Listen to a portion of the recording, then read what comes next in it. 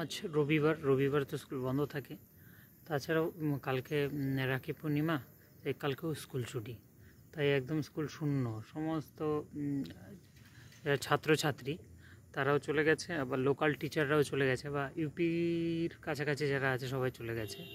যেহেতু আমার বাড়ি কোচবিহার, এখান থেকে যেতে প্রায় 2 দিন লাগে, তাই আমি এবং রাজস্থানের দ্বার প্রান্তে আছে কয়েকজন, তারাই রয়ে গেছে। তো সব ফাঁকা, টাইম পাস হচ্ছে না। তো আমি দেখাচ্ছি, এটা হলো ওই স্কুলের অডিটোরিয়াম। তারপর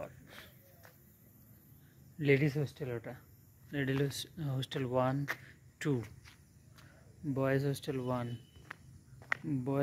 বয়েজ হোস্টেল 2 আরও পেছনে আছে।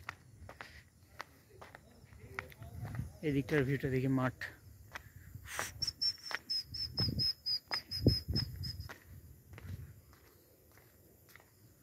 টাইম পাস করছি, কাজ নেই, কিছু নেই, সারাদিন বসে বসে ঘুমালাম।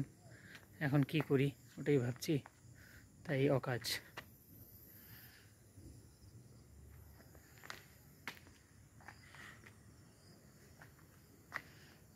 ঠিক আছে, বাই।